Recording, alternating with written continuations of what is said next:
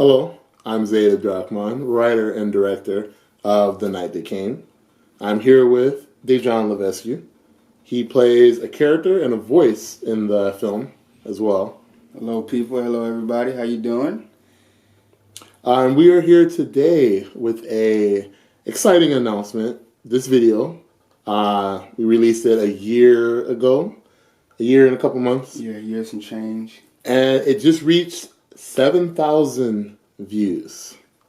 Now, that may not seem like a lot to some, but I put out this video not thinking it was going to get any attention or views at all, and I see that it came to 1,000 or 7,100 and something, and it's pretty exciting. So, and it's still growing too. It's still climbing. Yes, you know, by the time you're listening or watching it now, this director's commentary it probably is going to be even higher views. So, very much appreciated. Exactly. So we are actually going to watch the video, the short film, and give you guys a little director's commentary on some scenes and how the challenges we face with these scenes and stuff. Yeah, pretty much how everything came together. Right. All right, let's get right to it. The bodies of James Hoyt and Kristen McKay were discovered this morning at their family vacation home. The gruesome discovery happened at around 11 o'clock this morning.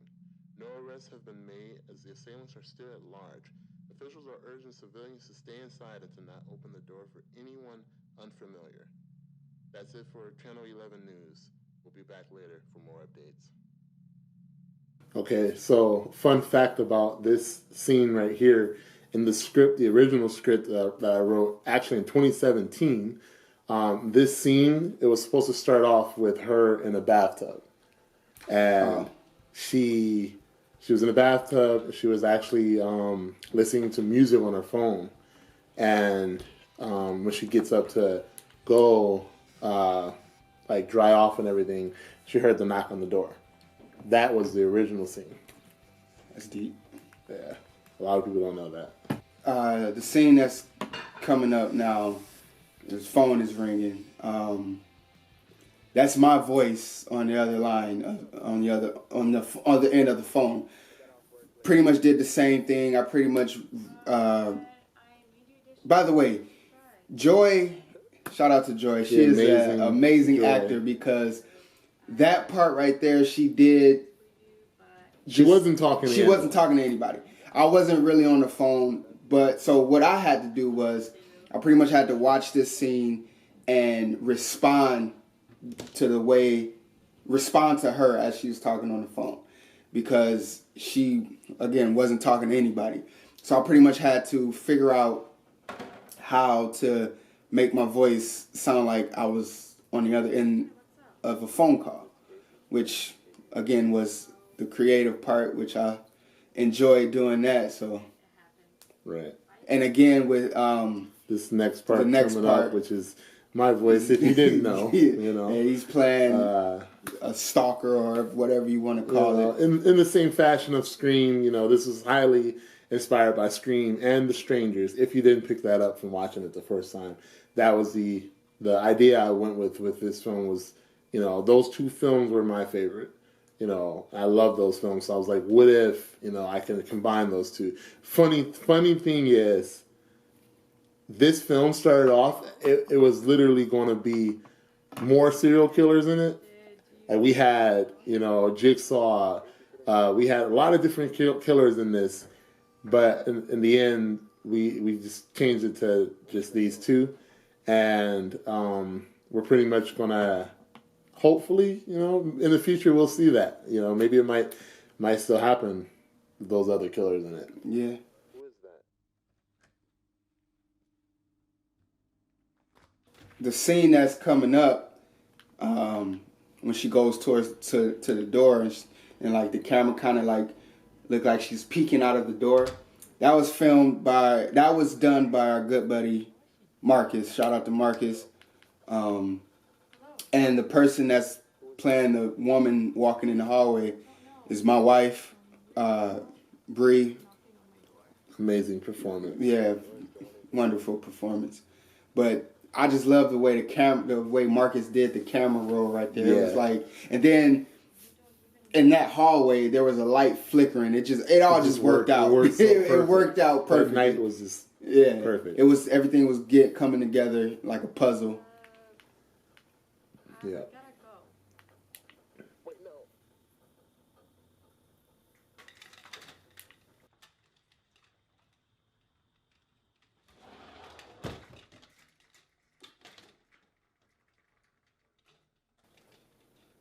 This part was kind of funny because she actually dropped my phone and broke it, broke the screen. It's all good. It's all good. It's all Joy. good. It's all Joy. good, Joy. That wasn't very nice. What do you want from me? To see what your insides look like. Listen, my boyfriend is about to come here any minute, and he'll kick your ass! Oh, he wasn't driving a red truck, was he? I don't think he'll make it tonight. That was my So homage to Scream. So, as you just saw me Scream or Ghostface run fast at what some people would call it Mach 10. Like, I don't feel like I was running that fast, but this I really enjoyed playing Ghostface. Like, Right. I tried to capture the essence of Ghostface, which I think I did fairly You did a well. pretty good job. You did a pretty good job. Fairly well. We had to shoot that scene like 10 times. just to get it the way we wanted to. We had to shoot it like 10 times. This right here is my favorite scene of the whole movie. Yeah, This how everything flows together. Her running into the closet, the door opening, and then this right here. This right here is like, this is on some like I love it. You can, like, if you ever do, well, whenever you do more scary movies or horror films, that should be like your, you know how Michael Bay have like that signature shot of like him panning around the actors. Yeah. Like, that should be your signature shot in a horror film. Like, cause that was like, yeah. And here comes the infamous push. So this shot right here, the push, we told her to push her as hard as you can, and she didn't want to hurt her. Love that shot right there. yeah, that shot is like, amazing, like classic. We weren't even going to put it in at first either. Yeah. Whoever's writing this actual Scream movie, if you never need a ghost face, come holla at the kid. Now this scene right here was phenomenal. Yes. Like, the whole silence and like you can't hear what's going on in the inside. That shot. This shot right here is just like, and then the way the crazy thing is too, when Joy turns around, she doesn't even see that she was ever even there. Yeah. It's funny because I'm just noticing that Yeah. now that you said something.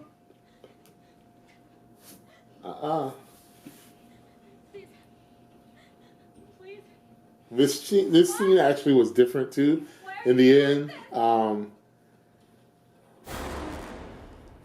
we were going to have Bree's character. She was going to stab her and say, because you were home. But we chose we opted not to go with that route. One, because it was directly from strangers, and I just love that element, the element of surprise, yeah. And then you see it just end, and you don't know what happened after that. Yeah, could be a part 2. Who never know. Hopefully, it is a part 2. Hopefully, this guy over here is, in the midst or have something written for it.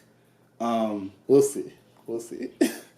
I can't say anything. It's on a hush right now. But I'm gonna be honest with you though. I went like a month without watching this, just to watch it as a fresh eyes. I'm not even gonna lie. I probably haven't watched it since last year sometime. That's deep.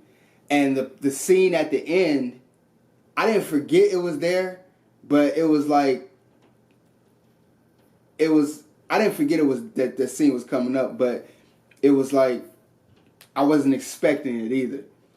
I jumped. I'm not gonna lie. I jumped. I don't scare easily, but it just caught me by surprise. Yeah, a lot of people said that ending scene, they jumped. The scene when Ghostface runs by, the second time they jumped.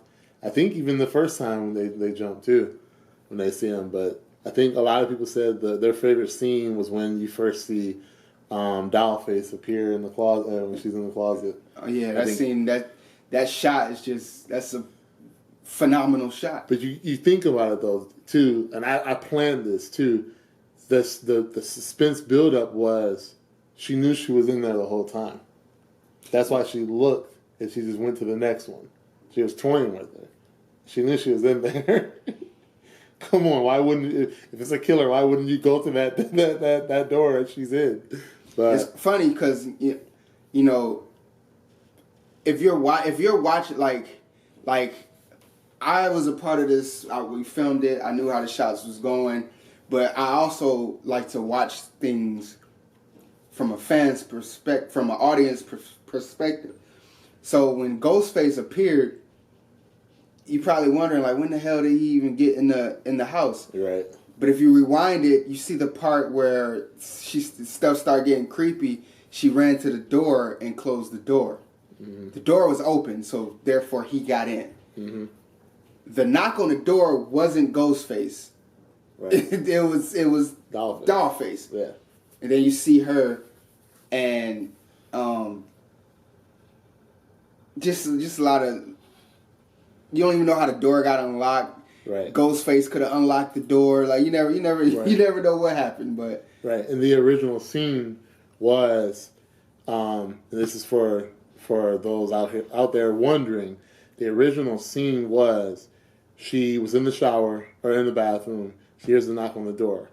As she's in the shower, it was going to cut to a shot of the sliding door opening, and then you were going to hear the knock.